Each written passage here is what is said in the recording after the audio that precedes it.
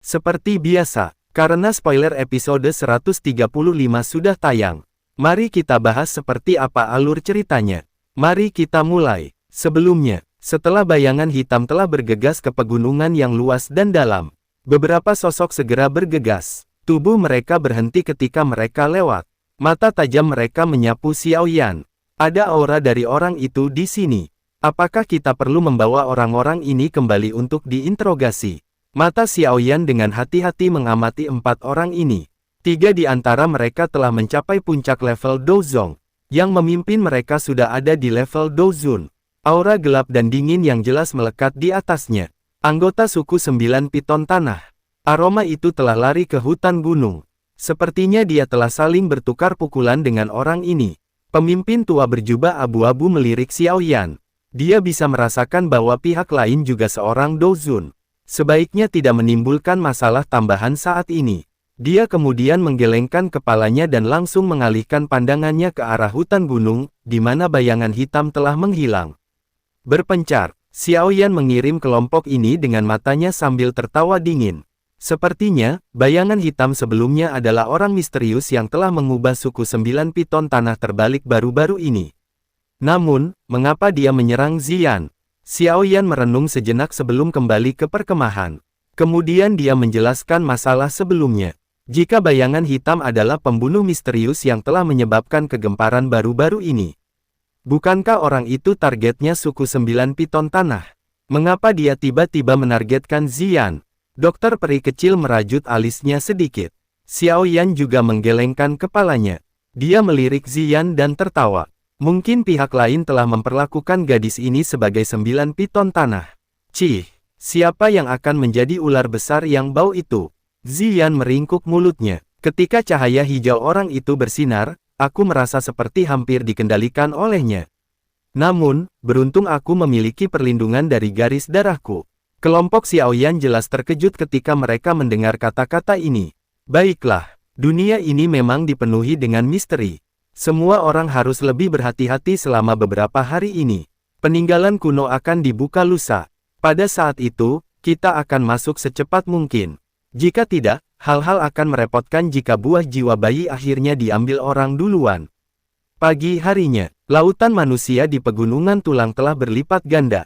Tak terhitung jumlah orang yang menunggu peninggalan kuno akan dibuka. Setelah 2 hari berlalu dalam penantian, segel ruang akhirnya hancur menjadi pecahan yang tak terhitung jumlahnya. Pada saat yang sama, banyak sosok segera bergegas dengan eksplosif menuju bagian tengah pegunungan tulang. Mundur dengan cepat, dibandingkan dengan orang-orang yang telah bergerak ke depan. Ekspresi Xiaoyan berubah ketika segel ruang pecah. Dia meraih Ziyan di sampingnya dan jari-jarinya menekan cabang pohon. Setelah itu, tubuhnya tiba-tiba ditarik ke belakang. Benar saja, pecahan segel yang hancur tiba-tiba meledak dengan keras, menyapu ke segala arah seperti badai. Segera, jeritan sengit yang tajam bergema di lautan tulang. Setelah ledakan berhenti, kabut putih yang menghalang secara bertahap menjadi lebih tipis. Sebuah aula besar warna merah cerah, akhirnya muncul di depan tatapan kelompok Xiaoyan. Dia akhirnya memimpin kelompoknya mendarat 100 meter di depan aula. Pada saat ini, banyak ahli di luar aula besar terus berdatangan. Namun, tidak ada yang memilih untuk memimpin melangkah pada radius 100 meter. Tatapan Xiaoyan sejenak menyapu, dia tiba-tiba merasakan sepasang mata dingin menembak ke arahnya. Itu adalah Feng Qing'er. Di sampingnya, ada pria berambut putih. Dengan satu tatapan, pria ini bukan orang biasa. Qing'er, apakah dia orang yang kamu katakan, yang memiliki esensi darah Phoenix? Pria berambut putih juga melirik Xiaoyan dan tertawa dengan suara lemah. Ya, namun, tidak disangka, setelah tidak bertemu dengannya selama beberapa tahun, dia benar-benar telah mencapai level Dozun. Feng Qing'er menggertakkan giginya dan berbicara dengan enggan. Dozun Hah, setelah ini, kamu juga akan bisa menerima warisan dari suku. Pada saat itu, bukan tidak mungkin untuk melakukan terobosan ke level Dozun. Pria berambut putih tersenyum tipis dan berbisik. Adapun Xiaoyan itu, serahkan dia padaku. Feng Qing'er sedikit mengangguk. Dia kemudian bergumam, Xiaoyan, jika kamu tetap tinggal di dataran tengah, aku mungkin tidak dapat melakukan apapun terhadapmu. Namun, kamu telah menyerahkan dirimu ke sini. Menghadapi tatapan sedingin es Feng Qing'er, Xiao Yan hanya meliriknya sebelum menarik pandangannya. Tatapannya sekali lagi menyapu, ada cukup banyak wajah yang akrab dari berbagai faksi besar yang memiliki permusuhan besar dengan Xiao Yan. Paviliun Angin Petir, Suku Iblis Phoenix Surgawi, Lembah Sungai Es, Sekte Suan Mendalam. Tidak disangka kita masih bisa melihat bocah kecil ini di sini. Bing He Zunze juga menatap Xiao Yan. Ada kilatan dingin samar muncul di matanya. Saat itu, dia hanya bisa mundur karena dia takut pada klan Gu. Kalau tidak, kelompok Xiao Yan sudah lama berhasil ditangkap olehnya. Ini memang kasus musuh yang sering berpapasan. Aku sebenarnya bisa bertemu dengan bocah nakal ini di sini. Tanpa perlindungan Menara Pil, aku benar-benar ingin melihat bagaimana kamu bisa melakukan yang menggemparkan. Ekspresi ganas melintas di wajah Chen Tianan saat dia bergumam pelan di dalam hatinya. Namun, meskipun orang-orang ini bersembunyi dengan sangat baik, niat membunuh yang samar-samar masih dirasakan oleh Xiao Yan. Tak terduga, aku tanpa sadar telah menciptakan begitu banyak musuh. Xiao Yan dan dokter peri kecil saling bertukar pandang. Ekspresi mereka sedikit tidak berdaya. Namun, tiba-tiba, suara lembut dan halus terdengar dari jauh. Itu menyebabkan Xiao Yan mengalihkan pandangannya. Hei, Xiao Yan, kamu benar-benar di sini. Segera, Tang Huo'er dan Tang Zhen berjalan ke sisi Xiao Yan. Teman muda Xiao Yan, sudah lama sekali sejak terakhir kali kita bertemu. Kamu masih terlihat baik-baik saja seperti biasanya. Tang Zhen tertawa di depan mata banyak ahli di sekitar. Dia menangkupkan kedua tangannya saat dia berkata, "Kepala Lembah Tang terlalu sopan. Kamu menjadi lebih kuat seiring bertambahnya usia selama beberapa tahun kita belum bertemu." Tang Zhen mengangguk, tatapannya segera menyapu sekeliling. Teman muda Xiao Yan, situasimu saat ini sepertinya tidak terlalu baik. Keberuntunganku cukup buruk. Xiao Yan melambaikan tangannya dan berbicara dengan tenang. Jika ada sesuatu bantuan yang kamu butuhkan setelah memasuki reruntuhan, kamu bisa bertanya padaku. Tang Zhen menjawab dengan lembut. Xiao Yan tersenyum sedikit dan mengangguk. Mereka baru saja selesai berbicara. Suara ledakan akhirnya terdengar, sebelum tanah tiba-tiba bergetar dengan cepat. Segera, pintu batu warna merah cerah tiba-tiba dibuka perlahan. Sebuah terowongan hitam gelap terlihat di belakangnya. Detik berikutnya, banyak sosok segera menggerakkan tubuh mereka dan menyerbu ke terowongan hitam. Namun, terowongan hitam gelap tiba-tiba berubah menjadi merah terang. Tanah yang keras perlahan-lahan terbelah. Orang bisa melihat lahar panas mendidih keluar dari dalam. Jalur api sebenarnya ingin menghentikan kita. Faksi-faksi besar akhirnya mulai bertindak. Jalur api ini mungkin berbahaya tetapi tidak menimbulkan ancaman mematikan bagi mereka. Segera, banyak douci agung muncul bertahan di sekitar tubuh mereka, saat mereka berubah menjadi banyak sosok cahaya yang bergegas menuju jalur api. Teman muda Xiao Yan, kamu memiliki api surgawi. Kemungkinan besar jalur api ini tidak akan mampu menghentikan kelompokmu. Ayo bergerak. Tang Zhen tertawa setelah melihat semua orang mulai masuk ke aula besar. Dia melambaikan lengan bajunya dan api 9 naga petir yang terang melonjak, sebelum membungkus semua orang dari lembah api terbakar. Xiao Yan juga tersenyum melihat ini. Dia mengangguk sedikit dan api 3000 hati teratai berwarna ungu kecoklatan keluar dari dalam tubuhnya. Itu menyapu dan mencakup kelompok dokter peri kecil di dalamnya. Kepala Lembah Tang, Xiao Yan harus masuk duluan. Xiao Yan tersenyum. Dia mengabaikan ekspresi kaget Tang Zhen. Nyala apinya menyeret semua orang. Kemudian menyerbu ke jalur api yang sangat panas. Setelah menyerbu ke jalur api, suhu di sekitarnya jelas telah meningkat puluhan kali lipat. Batu-batu keras warna merah terang di sekitarnya dibakar sampai benar-benar merah. Lahar panas di bawahnya terus menyembur keluar seperti mata air. Namun, dengan bantuan api surgawi, tingkat kemajuan kelompok Xiao Yan cukup cepat. Dalam beberapa menit, mereka langsung melewati beberapa ahli yang masuk lebih awal. Meskipun demikian, mereka masih tidak dapat melihat ujung jalur api. Bukankah itu kelompok lembah sungai es yang ada di depan? Tian Huo Zunze menyapu pandangannya ke depan dan tiba-tiba berkata. Sementara kelompok mata Xiao Yan tertuju. Bing He Zunze, yang berada di dalam kabut sedingin es, juga tampaknya merasakan kelompok Xiao Yan di belakang. Segera, dia mendengus dingin. Melambaikan lengan bajunya, udara dingin yang menyelimuti para ahli dari lembah sungai es berubah menjadi cahaya dingin. Kecepatannya meningkat dengan cepat dan menghilang dari pandangan kelompok Xiaoyan. Ayo pergi, aku merasa ada yang tidak beres dengan jalur api ini. Mata Xiaoyan menyapu api biru di sekitarnya. Melambaikan lengan bajunya, kecepatan mereka tiba-tiba meningkat dan melesat secara eksplosif ke arah ujung jalur api. Namun, hal yang mengejutkan mereka adalah orang-orang dari lembah sungai es telah benar-benar menghilang. Xiaoyan tiba-tiba terkejut, dia segera memperlambat laju mereka, matanya sedikit berkedip saat dia melihat ke bawah magma kental merah terang. Alasan mengapa anggota lembah sungai es menghilang kemungkinan besar karena Bing He Zunze telah menemukan pintu masuk yang sebenarnya. Namun, kiri kanan dan atas terowongan ini adalah dinding batu. Maksudmu? Jalannya bukan di depan tapi di bawah. Dokter peri kecil bertanya dengan heran. Xiaoyan tertawa dan mengangguk. Api ungu kecoklatan segera menyelimuti semua orang. Dengan suara cipratan, mereka langsung memasuki lahar merah terang yang panas. Setelah tenggelam selama sekitar 1 menit, akhirnya, kaki mereka sekali lagi berdiri di atas tanah yang sedingin es. Kemudian mata Xiaoyan sejenak menyapu sekeliling. Lokasi mereka saat ini adalah jalan batu besar yang terbentang sangat jauh. Samar-samar terlihat sebuah aula di sana. Tampaknya ada beberapa sosok manusia di alun-alun. Ayo pergi, tempat ini kemungkinan besar bisa benar-benar memasuki peninggalan kuno. Namun, target kita adalah buah jiwa bayi. Segera, jari kaki Xiaoyan menekan tanah dan tubuhnya berubah menjadi sosok buram yang bergegas menuju alun-alun di kejauhan. Dokter peri kecil dan yang lainnya dengan cepat mengikuti dari belakang. Pada saat ini, sudah cukup banyak orang yang telah tiba di alun-alun.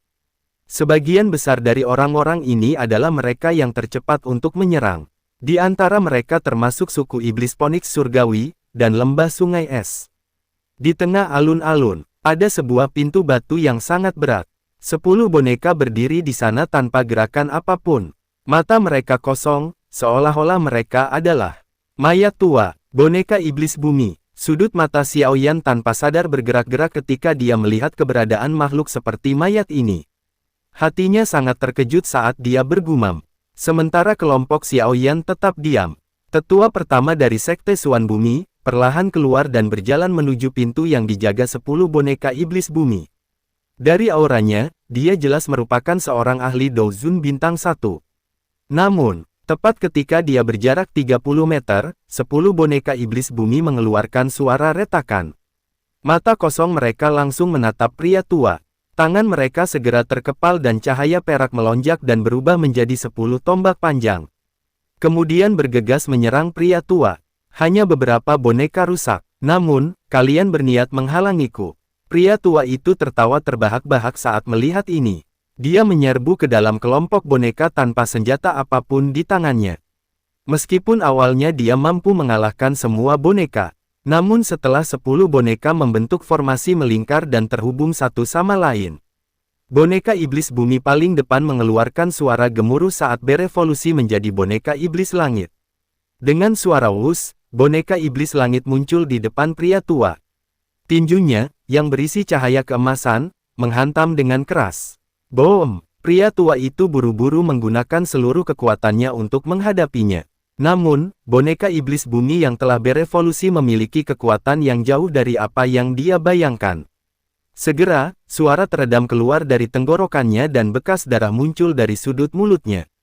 Dia terhuyung mundur pada saat bersamaan. Setelah pria tua itu mundur sejauh 30 meter, boneka iblis langit sekali lagi menarik tinjunya. Tubuhnya melintas dan muncul di luar pintu batu. Cahaya keemasan menghilang dan sekali lagi berubah menjadi boneka iblis bumi, yang berjaga di tempat itu. Kejadian tak terduga, juga menyebabkan wajah banyak orang berubah. Untuk sesaat, suasana di alun-alun menjadi memalukan. Semua orang ingin masuk, tetapi tidak ada yang mau terlibat dalam pertarungan hidup dan mati dengan boneka-boneka ini. Xiaoyan menyipitkan matanya dan langsung menatap ke arah 10 boneka. Jika boneka ini benar-benar hanya memiliki kekuatan puncak level Douzong, dia mungkin tidak tertarik. Namun, jika mereka bisa mencapai boneka iblis langit tingkat Douzun bintang 2, itu adalah masalah yang sama sekali berbeda. Bantu aku mengawasi yang lain.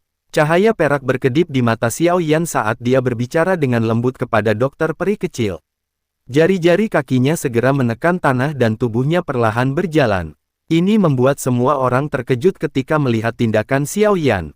Bocah kecil ini telah mengambil inisiatif untuk menunjukkan dirinya. Dia pasti punya motif. Feng Qing'er sedikit mengernyit dan berkata dengan lembut. Pria berambut putih di samping Feng Qing'er melirik ke belakang Xiao Yan dan tertawa. Dengan kekuatan Douzun Bintang 1, kamu bahkan tidak bisa dibandingkan dengan tetua pertama dari Sekte Suan Bumi sebelumnya. Aku pikir, kamu harus melupakannya. Kebetulan aku cukup tertarik dengan boneka-boneka ini. Xiao Yan mengernyitkan alisnya sedikit di hadapan pria berambut putih ini, yang tiba-tiba ikut campur. Ini bukan masalah yang perlu kamu khawatirkan. Setelah mengucapkan kata-kata itu, kaki Xiao Yan tiba-tiba menginjak tanah.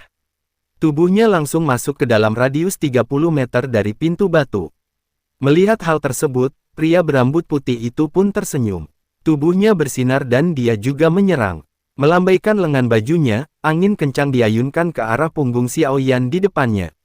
Punggung Xiao Yan tampak memiliki beberapa mata. Tubuhnya terpelintir dan dia dengan mudah menghindarinya. Kemudian, kekuatan spiritual yang luas melonjak ke segala arah dari antara kedua alisnya, dan berubah menjadi ribuan bagian yang bergerak menuju boneka-boneka yang memancarkan cahaya perak. Bocah ini benar-benar berniat mengendalikan boneka-boneka ini. Pria berambut putih itu juga merasakan tindakan Xiao Yan. Karena dia tidak bisa mendapatkannya, dia akan menghancurkan boneka-boneka ini. Kemudian, dia menggerakkan tubuhnya dan muncul di depan boneka iblis bumi. Tinjunya diayunkan dan dengan keras mendarat di tubuh boneka. Boom! Tinju yang menakutkan mendarat. Tubuh boneka iblis bumi segera retak dan membentuk banyak garis retakan. Namun, garis retakan segera menghilang dengan cepat saat cahaya perak sekali lagi keluar dari dalam tubuh boneka. Aku tidak percaya bahwa aku tidak dapat menghancurkan boneka ini. Tepat ketika pria berambut putih akan melepaskan tinjunya lagi, cahaya keemasan tiba-tiba menyerbu. Suara angin tajam menyebabkan ekspresinya sedikit berubah. Dia buru-buru mundur. Bocah ini juga punya boneka seperti itu. Tidak heran dia akan menyerang. Pria berambut putih tiba-tiba menyadari ketika dia melihat boneka iblis langit warna emas gelap muncul. Dia buru-buru mengangkat kepalanya, secara kebetulan melihat Xiao Yan perlahan membuka matanya. Yang terakhir menatapnya dengan dingin sebelum memberi isyarat dengan tangannya. Segera, 10 boneka itu mengeluarkan suara wus sebelum disimpan ke dalam cincin penyimpanannya.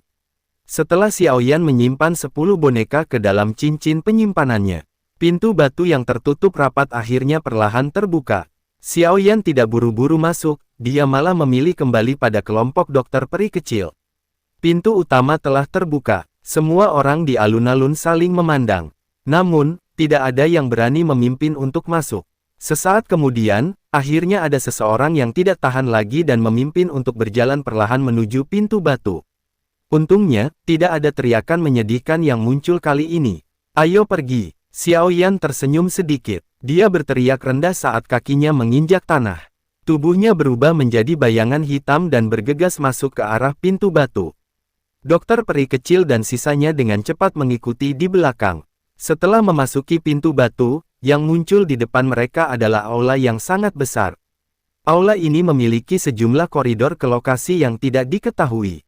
Ziyan, bisakah kamu merasakan sesuatu? Xiao Yan mengerutkan alisnya saat dia melihat jalur ini dengan ujung yang tidak bisa dilihat. Dia berbalik ke arah Ziyan dan bertanya, aku bisa mengendus beberapa bahan obat. Namun, itu sangat samar. Ziyan mengerutkan hidungnya dan berkata, kalau begitu, pimpin jalan. Xiao Yan buru-buru berkata dengan sedikit sukacita. Ziyan mengangguk. Dia mengidentifikasi arah mereka sebelum bergegas menuju jalan di sebelah kiri aula besar. Kelompok Xiao Yan buru-buru mengikutinya. Setelah mereka terbang sekitar 15 menit melintasi koridor, Ziyan di depan secara bertahap berhenti. Mata kelompok Xiao Yan langsung terlempar ke depan setelah melihat Ziyan berhenti. Ada sebuah pintu batu yang sangat kuno di sana. Tempat ini memiliki aroma bahan obat yang paling pekat. Kemungkinan besar disinilah bahan obat disimpan. Aku ingin tahu, apakah mereka telah rusak setelah bertahun-tahun. Ziyan menunjuk ke pintu batu dan berkata, sepertinya tidak. Ahli Doseng memiliki banyak cara untuk mengawetkan bahan obat selamanya.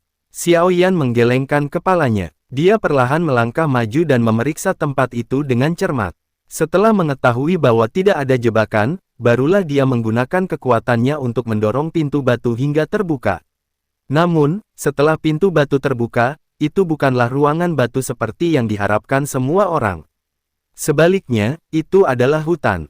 Hutan kuno yang seluruhnya terdiri dari berbagai bahan obat langka dan berharga.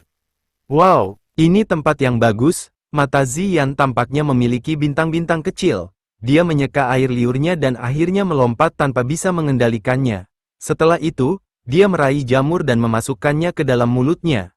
Xiao Yan merasa tidak bisa tertawa atau menangis saat melihat tindakan Ziyan. Tatapannya menyapu sekeliling dan dengan kuat menahan dorongan untuk menempatkan semua bahan obat di hutan ini ke dalam cincin penyimpanannya. Dengan lambaian tangannya, dia berjalan menuju bagian dalam hutan. Ayo pergi dan temukan buah jiwa bayi dulu.